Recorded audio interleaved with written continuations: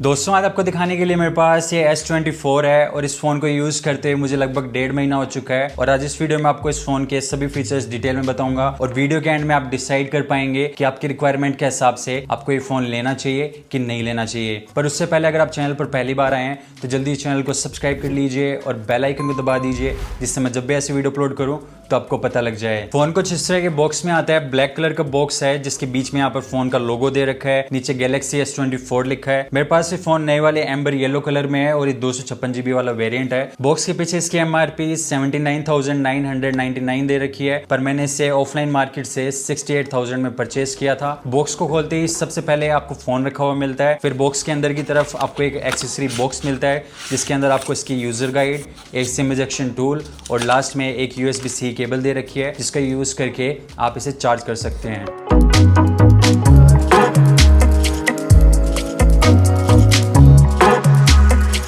सबसे पहले फोन की डिजाइन की बात करते हैं। इस फोन का जो लुक है वो लगभग पिछले साल के S23 के जैसा ही है। जैसे ऊपर ट्रिपल कैमरा सिस्टम है जिसमें तीनों कैमरा सेपरेट है और अपनी इंडिविजुअल रिम के साथ आते हैं। इसके अलावा S23 में फ्लैश यहाँ ऊपर था, जबकि S24 में फ्लैश को थोड़ा सा नीचे कर दिया गया है। फोन के बैक साइड में कॉर्निंग का गोरिल्ला ग्लास विक्टस 2 यूज किया गया है जो कि काफी स्ट्रॉन्ग ग्लास है और यहाँ नीचे सैमसंग का लोगो दे रखा है। फोन में इस बार नया एम्बर येलो कलर है जो दिखने में काफी अच्छा लुक देता है और लाइट के हिसाब से इसमें आपको अलग अलग शेड्स देखने को मिलती है। इस बार फोन में जो मेजर डिजाइन चेंज है वो आपको इसकी फ्रेम में देखने को मिलेगा। इसकी जो फ्रेम है वो आर्मर एल्यूमिनियम से बनी है और ये आर्मर एल्यूमिनियम लास्ट टाइम के S23 से ज्यादा स्ट्रॉन्ग और ड्यूरेबल है। इसके अलावा इस बार इसकी फ्रेम को बॉक्सी कर दिया गया है। पहले एक कर्व फ्रेम आती थी, इस बार बिल्कुल फ्लैट फ्रेम दी गई है, फ्लैट डिस्प्ले के साथ। इसके अलावा अगर आप ध्यान से देखेंगे तो फ्रेम का डिस्प्ले वाले एज बिल्कुल फ्लैट है और बैक साइड वाले एज में हल्का सा कर्व दिया गया है, जिसके कारण जब आप फोन को हाथ में पकड़ते हैं तो ये फोन हाथ में काफी कंफर्टेबल रहता है और इसके एजेस हाथ में चुभते नहीं है। बाकी फोन का जो कैमरा बम्प है वो भी काफी कम है, बहुत ज्यादा नहीं दिया गया है। S24 का वेट और थिकनेस सेम S23 जितनी है। फोन साइड से 7.6 mm थिक है और इसका वेट 168 ग्राम्स है जो कि काफी लाइट वेट डिजाइन है, जिसके कारण आप इजीली इसे अपने साथ कैरी कर सकते हैं और पॉकेट में भी इस फोन को रखने के बाद बिल्कुल भी फील नहीं होता है। बाकी फ्लैट डिस्प्ले के अपने अलग फायदे होते हैं, जैसे अगर आप इस पर कोई टेम्पर्ड ग्लास लगाते हैं तो आपको बिल्कुल परफेक्ट फिट मिलता है और डिस्प्ले की फ्लैट एजेस के कारण डिस्प्ले की ड्रॉप प्रोटेक्शन भी बढ़ जाती है और फोन गिरने पर भी इसकी डिस्प्ले आसानी से नहीं टूटती है। मैंने इस फोन पर गैजेट सेल्स का X class plus tempered glass लगा रखा है जो full edge to edge coverage देता है और ये काफी स्ट्रॉन्ग ग्लास से बना है। इसके साथ डिस्प्ले चलाकर बिल्कुल भी ऐसा फील नहीं होता है कि आपने फोन पर कोई स्क्रीन प्रोटेक्टर लगा रखा है। डिस्प्ले चलाने में काफी स्मूथ लगती है और इसकी थिकनेस भी काफी कम है। बाकी फ्रंट और बैक साइड में सेम गोरिल्ला ग्लास विक्टस 2 मिलता है तो आपको वैसे भी इसके साथ काफी अच्छी प्रोटेक्शन मिल जाती है। और अगर आप बैक साइड में और एक्स्ट्रा प्रोटेक्शन ऐड करना चाहते हैं तो आप एक गैजेट सेल्स की नई पेस्टल स्किन ट्राई कर सकते हैं जो कई सारे कलर्स में आती है। मैंने इसका पर्पल कलर मंगाया है जो फोन को एक नया लुक तो दे ही रही है, साथ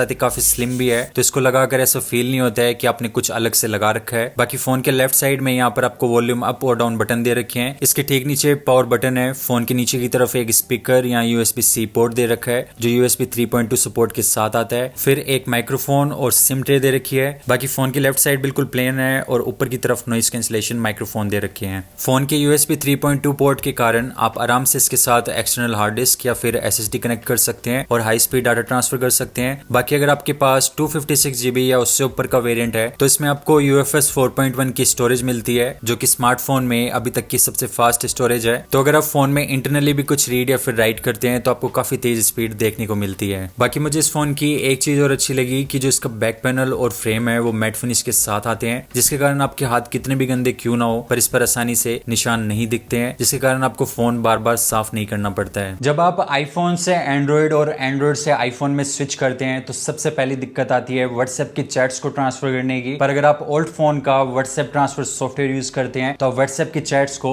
इन दोनों फोन्स में काफी इजीली ट्रांसफर कर सकते हैं। सॉफ्टवेयर को ओपन करने के बाद आपको दोनों व्हाट्सएप और व्हाट्सएप बिजनेस के ऑप्शन मिलते हैं। मैं व्हाट्सएप के डाटा को ट्रांसफर करूंगा तो मैं इसे सिलेक्ट कर लूंगा। मैं मेरे iPhone 15 Pro से S24 में व्हाट्सएप की चैट्स को ट्रांसफर करूंगा तो मैं सबसे पहले आईफोन को लैपटॉप से कनेक्ट करूंगा जो सोर्स में आ जाएगा, फिर मैं S24 को कनेक्ट करूंगा जो डेस्टिनेशन में आ जाएगा। इसके बाद ट्रांसफर बटन पर टैप करते ही ट्रांसफर प्रोसेस स्टार्ट हो जाएगा, जिसमें आपको कुछ इंस्ट्रक्शंस को फॉलो करना है। प्रोसेस कंप्लीट होते ही आप व्हाट्सएप की चैट्स को अपने एंड्रॉइड फोन में देख पाएंगे। इसके अलावा अल्ट फोन का फोन ट्रांसफर सॉफ्टवेयर भी आता है, जिसका यूज करके आप एक फोन से दूसरे फोन में लगभग सभी डाटा और फाइल्स को ट्रांसफर कर सकते हैं। सॉफ्टवेयर की लिंक आपको वीडियो डिस्क्रिप्शन में मिल जाएगी। इस बार S24 में डिस्प्ले की बेजल्स को पहले से थिन कर दिया गया है। आप देख सकते हैं चारों तरफ बिल्कुल इक्वल और इवन बॉर्डर्स दी गई है, जो एक एक्सपेंसिव डिस्प्ले की पहचान होती है। पतली बॉर्डर्स के कारण आपको S23 वाले सेम फॉर्म फैक्टर में इस बार 6.1 की जगह 6.2 इंच की डिस्प्ले मिल जाती है। इतनी थिन बेजल्स के कारण इसका स्क्रीन टू बॉडी रेशियो 90.9% का है। फोन में आपको सैमसंग की डायनेमिक एमोलेड 2x डिस्प्ले मिलती है, जिसका 1080 बाई 2340 पिक्सल्स का रेजोल्यूशन है, 416 पिक्सल्स पर इंच डेंसिटी के साथ। इन डिस्प्ले में हर एक पिक्सल की अपनी सेपरेट लाइट होती है, जिसके कारण हर एक पिक्सल को अलग अलग कंट्रोल किया जा सकता है। और इन डिस्प्ले में आपको ट्रू ब्लैक कलर्स देखने को मिलते हैं। बाकी के कलर्स भी डिस्प्ले में काफी विविड और वाइब्रेंट दिखते हैं। इसकी डिस्प्ले HDR10+ के सपोर्ट के साथ आती है, जिसके कारण जब आप फोन में HDR वीडियोस देखते हैं तो आपको काफी अच्छी डायनेमिक रेंज देखने को मिलती है और वीडियोस काफी रियलिस्टिक लगती है। फोन में आपको 120 हर्ट्ज की एडेप्टिव रिफ्रेश रेट मिलती है, जो आपके टास्क के हिसाब से अपने आप चेंज होती रहती है और आपको फोन की डिस्प्ले चलने में काफी स्मूथ लगती है। इस बार नॉन अल्ट्रा मॉडल्स जैसे S24 और S24 Plus में भी LTPO डिस्प्ले दी गई है। मतलब इस बार फोन की डिस्प्ले 10 हर्ट्ज की जगह 1 हर्ट्ज की लो रिफ्रेश रेट पर जा सकती है। तो अब आप फोन में जब ऑलवेज ऑन डिस्प्ले ऑन रखते हैं तो इसकी रिफ्रेश रेट ऑटोमेटिकली 1 हर्ट्ज पर चली जाएगी। मतलब डिस्प्ले 1 सेकंड में सिर्फ एक ही बार रिफ्रेश होगी और ऑलवेज ऑन डिस्प्ले के साथ भी आपको काफी अच्छा बैटरी बैकअप मिल जाएगा। LTPO डिस्प्ले के कारण अब आप ऑलवेज ऑन डिस्प्ले के साथ वॉलपेपर भी रख सकते हैं, और अगर आपने वॉलपेपर में कोई पर्सन या फिर एनिमल लगा रखा होगा तो आप ऑलवेज ऑन डिस्प्ले की सेटिंग्स में जाकर इस इरेज बैकग्राउंड को ऑन कर पाएंगे। इसके बाद जैसे आप फोन को लॉक करेंगे तो अपने आप ऑलवेज ऑन डिस्प्ले में बैकग्राउंड रिमूव हो जाएगा, जिसके साथ ऑलवेज ऑन डिस्प्ले काफी अच्छी लगती है। इस बार S24 में आपको 2600 निट्स की पीक आउटडोर ब्राइटनेस दी गई है, जो कि काफी ब्राइट डिस्प्ले है। और अगर आप बिल्कुल डायरेक्ट सनलाइट में भी इस फोन को यूज करते हैं तो आपको कोई भी दिक्कत नहीं आने वाली है। फोन में अंडर डिस्प्ले फिंगरप्रिंट सेंसर दिया गया है, जो कि एक अल्ट्रासोनिक फिंगरप्रिंट सेंसर है। ये सेंसर बाकी के इन डिस्प्ले फिंगरप्रिंट सेंसर से काफी रिस्पॉन्सिव और फास्ट होता है। बाकी इस गैजेट सेल्स के टेम्पर ग्लास के साथ भी ये फिंगरप्रिंट सेंसर बिल्कुल परफेक्टली काम कर रहा है, बस आपको हल्का सा ज्यादा प्रेस करना पड़ता है। इसके अलावा ऑलवेज ऑन डिस्प्ले में भी आपको फिंगरप्रिंट का आइकन दिखता है, जिस पर टैप करके आप डायरेक्ट ऑलवेज ऑन डिस्प्ले से भी फोन को अनलॉक कर सकते हैं। इस बार एप्पल के ट्रू टोन के जैसे इसमें आपको अडेप्टिव कलर टोन का फीचर दिया गया है, जिसे ऑन करने के बाद फोन का एम्बेड लाइट सेंसर और कैमरा आपके आसपास के एनवायरनमेंट की लाइट को सेंस करके इसके डिस्प्ले कलर को उसके हिसाब से चेंज कर देते हैं, जिससे आपकी आंखों पर ज्यादा जोर नहीं पड़ता है। फोन में काफी अच्छी क्वालिटी के स्पीकर्स दिए गए हैं, जिसमें से एक ऊपर ईयरपीस में है और दूसरा USB-C पोर्ट के साइड में है।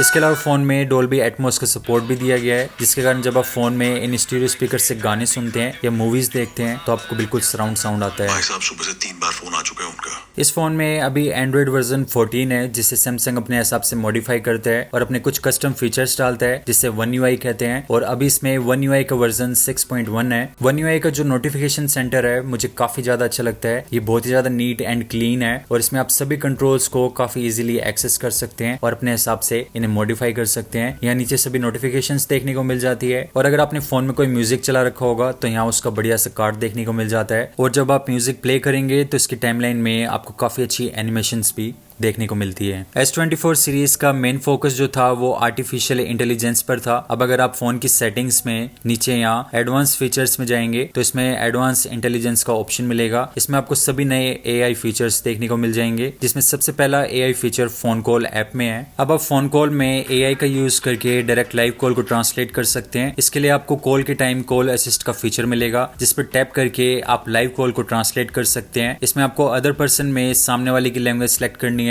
और मी में अपनी लैंग्वेज सेलेक्ट करनी है। इसके बाद आप स्क्रीन पर तो लाइव ट्रांसलेशन देख ही पाएंगे, साथ ही साथ जो आप आपस में बात करेंगे वो भी ऑटोमेटिकली ट्रांसलेट होके आपको सुनाई देगी। मैंने इसके साथ कॉल करके देखी थी, फीचर काफी अच्छा है, पर अभी ये बिल्कुल परफेक्टली काम नहीं करता है। दूसरा है AI कीबोर्ड। जैसे अगर आप पूरे फोन में कहीं भी कीबोर्ड यूज करते हैं तो आप वहां पर AI कीबोर्ड का यूज कर सकते हैं। जैसे मान लीजिए आप कोई मैसेज लिख रहे हैं और मैसेज लिखने के बाद आप इस AI आइकन पर टैप करेंगे तो आपको कुछ AI फीचर्स देखने को मिलेंगे, जिसमें से मुझे राइटिंग स्टाइल का फीचर काफी ज्यादा अच्छा लगा। इसके अंदर आप जो भी मैसेज टाइप करेंगे उसकी अलग अलग राइटिंग स्टाइल आपको यहाँ नीचे देखने को मिल जाएगी। जैसे ऊपर ओरिजिनल है, नीचे प्रोफेशनल स्टाइल है जिसमें जो आप लिखेंगे वो थोड़ा सा प्रोफेशनल साउंड होगा। ऐसे कैजुअल सोशल दे रखा है जिसमें हैशटैग और इमोजीज का यूज किया गया है। फिर पोलाइट और इमोजीफाई स्टाइल दे रखी है। या मान लीजिए आप किसी से मैसेज पर बात कर रहे हैं और सामने वाला दूसरी लैंग्वेज में बात कर रहा है जो आपको नहीं आती है, तो आप AI आइकन पर टैप करके चैट ट्रांसलेशन का फीचर यूज कर सकते हैं और चैट को लाइव ट्रांसलेट कर सकते हैं। सोर्स लैंग्वेज में मैंने ऑटो सेलेक्ट कर रखा है और जिस लैंग्वेज में मुझे ट्रांसलेट करना है वो इंग्लिश है। मैं चाहूँ तो इसे हिंदी में भी ट्रांसलेट कर सकता हूँ। अब जैसे मुझे इटालियन नहीं आती है पर इसका रिप्लाई देना चाहता हूँ तो मैं नीचे ट्रांसलेट आइकन पर टैप करूंगा और यहाँ अपना मैसेज इंग्लिश में लिख दूंगा। इसके बाद अपने आप मेरा मैसेज डायरेक्ट मैसेज ऐप में इटालियन में कन्वर्ट हो जाएगा और अब मैं यहाँ से इसे भेज सकता हूँ। या आप मैसेज टाइप कर रहे हैं और आपको चेक करना है कि आपके मैसेज में कोई स्पेलिंग या फिर ग्रामेटिकल एरर है, तो आप AI कीबोर्ड का spelling and grammar feature use करके अपने मैसेज की ग्रामर और स्पेलिंग को ठीक कर सकते हैं। इसके अलावा अगर आप इंग्लिश में भी लिख रहे हैं तो भी आप इसकी ग्रामर और स्पेलिंग को ठीक कर सकते हैं। अगर आप अपने फोन में बहुत ज्यादा नोट्स बनाते हैं तो नेक्स्ट AI फीचर आपको काफी ज्यादा अच्छा लगने वाला है। जैसे अगर आपने कोई नोट बना रखा है तो आप ऑटो फॉर्मेट पर क्लिक करके इसे हेडिंग और बुलेट फॉर्मेट में AI का यूज करके फॉर्मेट कर सकते हैं। इसमें आपको कई तरह के और ऑप्शंस भी मिल जाते हैं जिनमें से आप किसी को भी सिलेक्ट कर सकते हैं। अगर आप पूरे नोट को पढ़े बिना उसके कंटेक्स्ट को जानना चाहते हैं तो आप AI का यूज करके नोट को समराइज भी कर सकते हैं, जिसके कारण आप नोट को काफी आसानी से समझ सकते हैं। करेक्ट स्पेलिंग AI फीचर का यूज करके आप नोट में किसी भी स्पेलिंग एरर को ठीक कर सकते हैं। इन AI फीचर्स में लास्ट ट्रांसलेट ऑप्शन का यूज करके आप पूरे नोट को AI का यूज करके दूसरी लैंग्वेज में ट्रांसलेट कर सकते हैं। जैसे मुझे इसे हिंदी में ट्रांसलेट करना है तो मैं हिंदी सेलेक्ट करके ट्रांसलेट पर टैप कर दूंगा, फिर AI से ये पूरा नोट हिंदी में कन्वर्ट हो जाएगा। अगर आप सैमसंग की इंटरनेट ऐप में ब्राउजिंग कर रहे हैं और आपने कोई आर्टिकल या फिर वेबसाइट ओपन कर रखी है तो आप नीचे दिए गए AI टूल का यूज करके पूरी वेबसाइट की समरी बना सकते हैं और बिना कोई ज्यादा एफर्ट्स लगाए आप वेबसाइट के कंटेंट को आसानी से समझ सकते हैं। इसी तरीके से यहाँ ट्रांसलेट फीचर का यूज करके आप पूरे वेब पेज को लाइव किसी भी लैंग्वेज में ट्रांसलेट कर सकते हैं। आप देख सकते हैं जैसे जैसे मैं स्क्रॉल कर रहा हूँ पेज अपने आप ट्रांसलेट होता जा रहा है। तो ये भी बहुत ही ज्यादा हैंडी फीचर आपको इंटरनेट ऐप में देखने को मिल जाता है। अब पूरे फोन में आपके डिस्प्ले पर कोई भी कंटेंट है तो आप उस पर सर्कल करके उसे डायरेक्ट सर्च कर सकते हैं। जैसे हम फोन में यूट्यूब, इंस्टाग्राम या फिर कोई और ऐप चला रहे होते हैं तो डिस्प्ले पर ऐसी बहुत सारी चीजें आती है जो हमें अच्छी लगती है और हम उन्हें ढूंढना चाहते हैं, पर इनको सर्च करने के लिए आपको करंट ऐप को एग्जिट करके फिर दूसरे ऐप में जाकर सर्च करना पड़ता है। और कई बार तो जो चीज हमें अच्छी लगती है हम उसका नाम भी नहीं जानते हैं तो उसे सर्च करना भी मुश्किल हो जाता है। तो अब चाहे आप इंस्टाग्राम चला रहे हो या फिर कोई और ऐप चला रहे हो, आपको बस इस नीचे दी गई बार पर कुछ सेकंड्स तक होल्ड करके रखना है। इसके बाद आप जिस चीज को सर्च करना चाहते हैं उसके ऊपर आपको सर्कल बना देना है और आप बिना ऐप को क्लोज करे डायरेक्ट उसी ऐप में उससे रिलेटेड कंटेंट को सर्च कर पाएंगे। जैसे मान लीजिए आपको कोई ड्रेस पसंद आई है तो आप डायरेक्ट उस पर सर्कल करके उसे सर्च कर सकते हैं।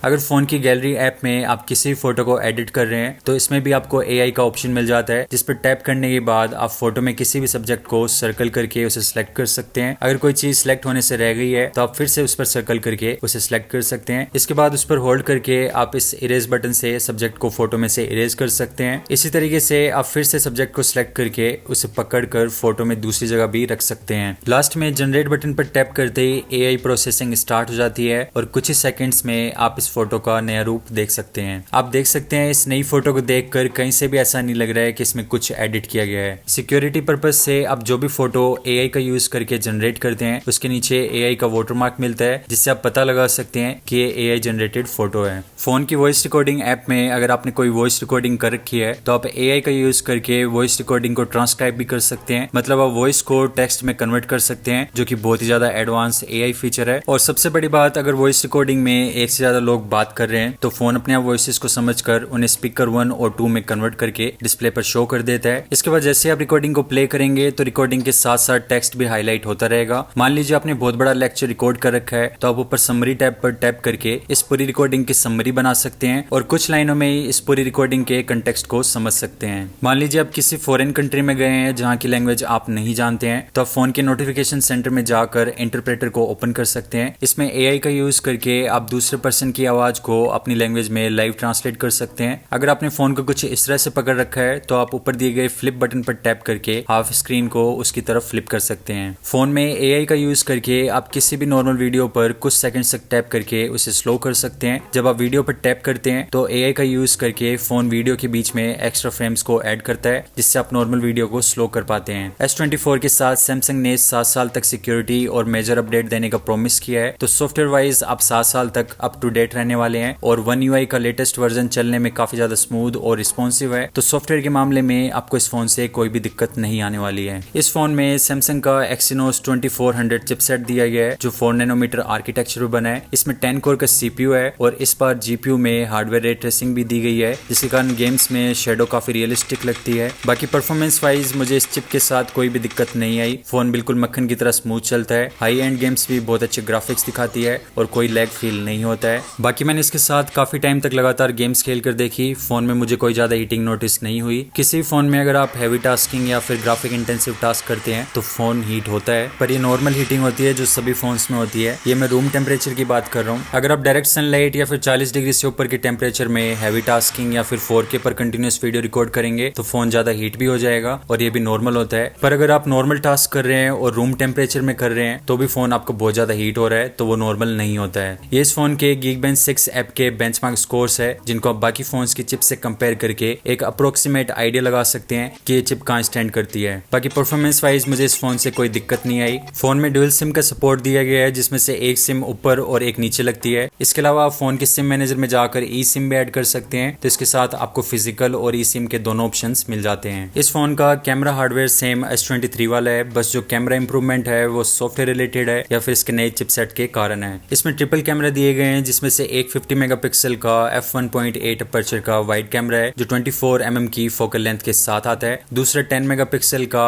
f2.4 अपर्चर का टेलीफोटो कैमरा है, जिससे आपको 3x ऑप्टिकल जूम मिलता है। और तीसरा 12 मेगापिक्सल का f2.2 अपर्चर का अल्ट्रा वाइड कैमरा है, जिससे आप 120 डिग्री एंगल की अल्ट्रा वाइड फोटोज ले सकते हैं। फोन की जो फोटो प्रोसेसिंग है वो मुझे बहुत ही ज्यादा अच्छी लगी। फोटो खींचने के बाद फोन का नया प्रो विजुअल इंजन फोटो के एक एक पिक्सल को एनालाइज करता है और एंड में आपको पिक्सल परफेक्ट फोटो बनाकर दे देता है, जिसमें कलर्स, हाईलाइट और शेडोज बिल्कुल परफेक्ट आती है। अगर आप कोई भी मोशन के साथ फोटो खींचते हैं और उसमें कोई ब्लर आया है तो फोन प्रोसेसिंग के बाद उस ब्लर को हटा देता है। इस फोन से आप 3x तक ऑप्टिकल क्वालिटी फोटोज ले सकते हैं और 10, 20, 30x तक आप डिजिटली क्रॉप्ड फोटोज ले सकते हैं। 30x पर भी प्रोसेसिंग के बाद फोटोज दिखने लायक हो जाती है, पर 10x तक आपको काफी अच्छी क्वालिटी की फोटोज इसके साथ मिल जाती है। इस फोन में आप 720p HD से लेके 8K 30fps तक वीडियो रिकॉर्ड कर सकते हैं। 4K वीडियो को आप 30 और 60 fps पर भी रिकॉर्ड कर सकते हैं। ये इस फोन से रिकॉर्डेड 4K वीडियो है, इसे मैंने 30 fps पर रिकॉर्ड किया है और आप इस वीडियो की क्वालिटी को देखकर आइडिया लगा सकते हैं इस फोन से वीडियो किस तरह से रिकॉर्ड होती है।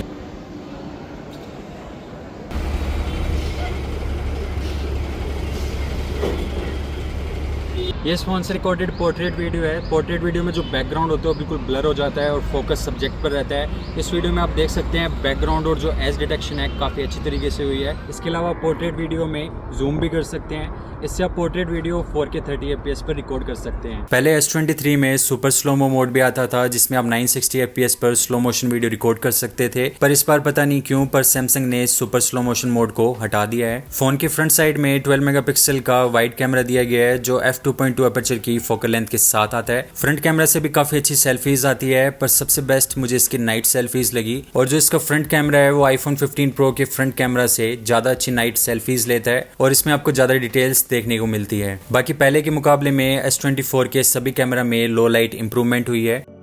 ये इस फोन के कुछ फोटो सैंपल्स है जिनको देखकर आप इसकी फोटो क्वालिटी का आइडिया लगा सकते हैं।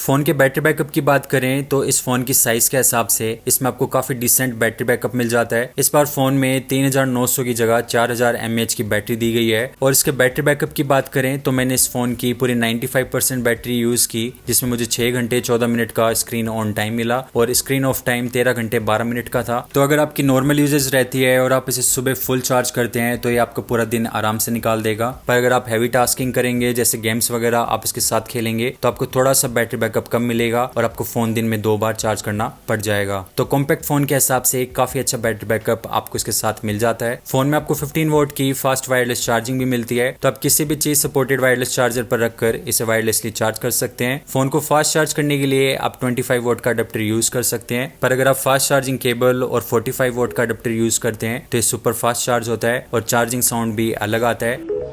तो काफी अटेंशन टू डिटेल आपको One UI में देखने को मिल जाती है। तो दोस्तों इस वीडियो में बस इतना ही था। मुझे तो ये फोन काफी अच्छा लगा क्योंकि मुझे कॉम्पैक्ट फोन्स काफी अच्छे लगते हैं। अगर आप भी एक कॉम्पैक्ट फोन लेने की सोच रहे हैं तो आप इस फोन को बिल्कुल ले सकते हैं। इस वीडियो में बस इतना ही था। अगर आपको वीडियो अच्छी लगी तो वीडियो को लाइक और अपने फ्रेंड्स के साथ शेयर कर दीजिए। फिर मिलूंगा आपसे अगली वीडियो में। इस वीडियो को देखने के लिए धन्यवाद।